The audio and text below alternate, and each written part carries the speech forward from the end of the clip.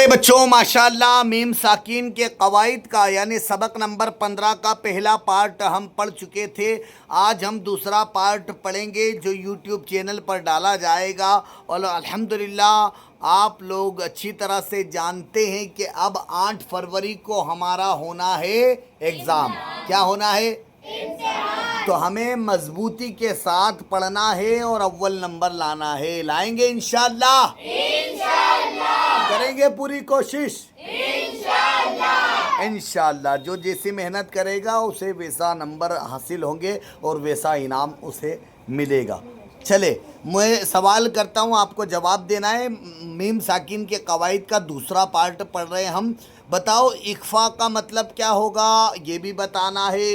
इख्फाए शफवी का मतलब क्या होगा, ये भी बताना है। और इख्फाए शफवी होगा तो क्या करेंगे, ये भी बताना है। बताइए। इख्फा का मतलब छुपाकर पढ़ना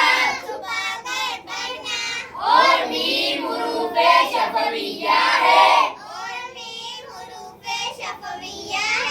तो इख्फाए शफवी का मतलब मीम साकिन को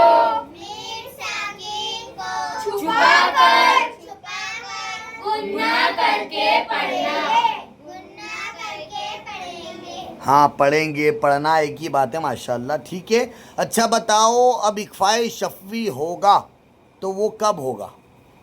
इख्फाए शफवी होगा तो मैंने पूछा आपसे सवाल, देखिए ये चीज़ गलतियाँ, यही गलतियाँ हुई आपसे। मैंने क्या पूछा?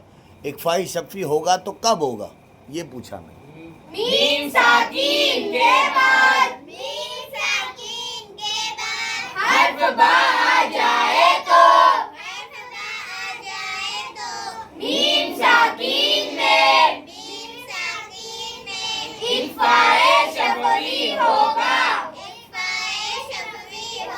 अच्छा आपसे ये भी पूछ सकते हैं वो इस तरीके से कि इख्फाए शफवी का कायदा सुना है। समझ में आ रही मेरी बात? ज़रूरी नहीं कि आपसे यही पूछा जाए कि इख्फाए शफवी कब होगा। सवाल को घुमा फिरा कर भी पूछा जा सकता है, आंसर वही देना है जो हमने याद करा है। इख्फाए शफवी का कायदा सुनाओ तो कायदा भी यही है। इख्फाए शफवी कब होगा उसका मतलब भी यही आंसर देना है हमें। समझ में आ रही मेरी बात? या आंसर दे दे और बोले कि अब क्या होगा। आंसर दे दिया, मीम साकिन के बाद हर्फ बा आ जाए तो मीम साकिन में क्या होगा, ये सवाल दे दिया आपको। 3 ऑप्शन दे दिए तो आपको एक ऑप्शन चुनना है जो सही है। ठीक है, इसलिए मजबूती से तैयारी करें अपनी। अल्लाह आप सबको कामयाब करे। लेकिन याद रखें, आपका याद कर लेना कमाल नहीं है, आपसे सवाल क्या पूछा गया है वो समझना है आपको। कभी कभी ऐसा होता है सवाल मालूम होता है उसके बावजूद भी हम गलत करके आ जाते हैं और फिर बाद में पछताते, अरे यार इसका आंसर तो ये था। होता है ना ऐसा? तो इसलिए आपको ध्यान से समझकर जवाब देना है और पेपर को हल करके आना है। चले अब मुझे बताए इजहार का मतलब क्या होता है? इज़हार का मतलब जाहिर करके पढ़ना। अगर आपसे ये पूछ लिया जाए जाहिर करके पढ़ना इसका मतलब क्या होता है? जाहिर करके पढ़ना इसका मतलब होता है इजहार। ठीक है, आपसे ऐसा भी पूछा जा सकता है। अच्छा अगला सवाल, सल्लल्लाहु अलैहि मोहम्मद सल्लल्लाहु अलैहि वसल्लम, आप इख्फाए शफवी आपने बता दिया, अब बताओ इजहार शफवी कब होगा या उसका कायदा क्या है? ठीक है, सुना है। मीम साकिन के बाद बा और मीम के अलावा कोई भी हर्फ आ जाए तो मीम साकिन में इज़हारे शफवी होगा। अच्छा इजहार शफवी होगा तो क्या करेंगे? इज़हारे शफवी होगा तो मीम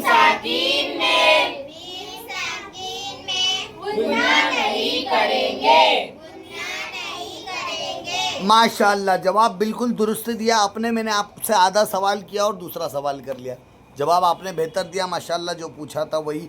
एक सवाल छूट गया है, वो क्या था पता है? इसमें इजहार शफवी का मतलब क्या हो? बोले। इज़हारे शफ़वी का मतलब मीम साकीन में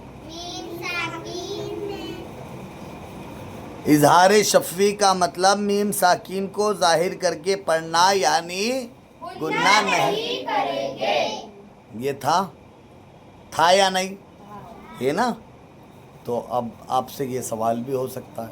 ठीक है, इस बात का ख्याल रखिए, मन लगा कर पढ़े, तवज्जो के साथ पढ़े। अल्लाह आप सबको कामयाबी नसीब अता फरमाए। कल आपको याद करके आना है तफ़ख़ीम व तरक़ीक़।